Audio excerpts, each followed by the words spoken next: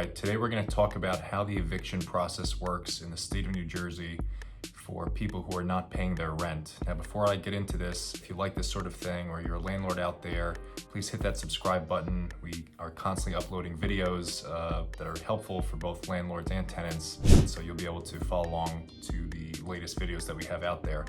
Now, the topic at hand today, I would preface this by saying I'm not an attorney. I'm the broker owner of a property management company here in New Jersey, Tverdov Housing. Fortunately, we do deal with evictions from time to time. Not all of them are non-payment of rent, but a lot are. And just based on my experience, I'm going to tell you what to expect if you're a landlord who's unfortunately having to go through this. So the first thing I would tell you is you need to file yesterday. If someone is behind on rent, you need to start the clock immediately. Depending on what county you're in New Jersey, as of this recording, it could be as short as 2 to 2.5 months and as long as 5 or 6 months. The closer you get to the New York City area, the worse the eviction process is and the longer it takes. Essex County, Hudson County, from my knowledge, are pretty darn bad guys. So you definitely want to start the clock quickly. Now, what do you need to do? We don't do this ourselves. We have an attorney do it. So I'm going to speak to you through the perspective of having an attorney handle this. But there's still some steps you need to do, because you don't just call them up and say, hey, evict this person and that's it. There's a lot of things you need to do. So number one, you need to provide a copy of the lease. Number two, you need to have a copy of the rental ledger. So you need to be keeping good books and records of your rentals to make sure that you have an up-to-date ledger of your tenant of what they owe. Number three, depending on the unit size, you're going to need a landlord verification form that is also stamped by the town clerk of the town that your property is in. Then once you have those three things, you will be able to file a complaint for non-payment of rent. Great. Now, once that complaint is filed, kind of play the waiting game. We typically, wait at least a month or so before we kind of hear any sort of update from the court. And again, it depends how backed up they are, but eventually the court will reach out to you or to your attorney and give you a court date. Great. Now, some things you have to remember is sometimes the courts are really backed up and your case is going to be dismissed on that day, especially in the winter time, right? So this is all the more reason why it's more important to file early if people are not paying rent. Don't wait until somebody gets 2 months behind. You're killing yourself if you do that. So back to the point we're at. Let's say now you get a mediation date, or a court date rather. Now, before you enter the courtroom, what's going to happen is you will have the opportunity to mediate with the tenant and negotiate, basically. Now, if the tenant does not show up, it's an automatic default. Landlord wins. And now you have a demand for possession where you can get the unit back. Let's say the tenant does show up though. Now we get to negotiate.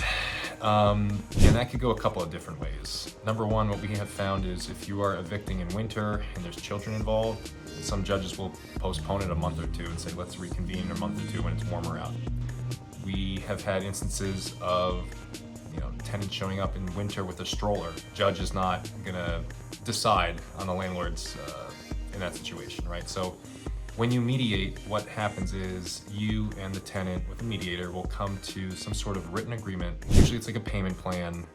They're gonna give X dollars today, a couple dollars tomorrow, and whatever the payment plan is. But if they miss one of those payments, what's nice about it is you automatically win. It's an automatic default.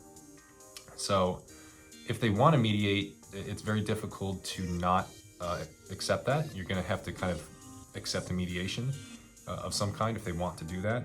And then again, if they default, then you're going to get a demand for possession anyway. And if they don't default, then okay, well, you got all your rent money, which is why you filed the eviction to begin with. So that's kind of how that works. And if nothing is resolved, then obviously it goes to trial, and then it's kind of up to the judge to decide who's going to win that case. Now, once you do win your eviction for however reason you want it, it's not over yet. The tenant is still going to get some time to move out. You're going to have to reach out to the constable, and depending on the county, I can tell you guys, it's challenging. Some counties that we deal with, it's brutal to reach the constable, but you eventually have to reach the constable. They're going to post like a final letter when they have a day at the property. Whoever's living there, you have to leave by X date or we're coming to physically remove you. And then on that day, when you go with the constable, you're gonna wanna change the locks on the spot. Sometimes the tenants are gone, sometimes they're still there and they act like they don't know what's happening. And then that's when they have to leave. You know, and truthfully, it's pretty emotional and like anxiety provoking. It's not just a pleasant thing to see or be a part of. And you know, you wanna make sure if you're doing it and you're there with the constable, maybe you bring another person with you as backup, so to speak, because you don't know who you're dealing with, guys. Keep that in mind. So that's kind of a general gist of how it works for non-payment of rent. If it didn't sound like fun, that's because it's not. It's not fun. But you know it's not fun? Not getting rent. And if you own property, you're running a business here, right? So unfortunately, people fall behind from time to time, or they don't pay, whatever the reason. If they're late on rent and they start to fall behind, like the biggest piece of advice, file. File, at least you started the clock. And now it's on the tenant to catch up. And then if they don't catch up, what I just talked about will happen. So I hope that was helpful for you. I hope that gives you a better idea.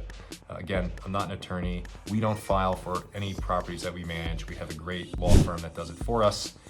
But that's what we've seen throughout all the evictions that we've done and we continue to do. So if you found this helpful, or if you need property management, you know, obviously we do property management here in New Jersey. We're very good at it.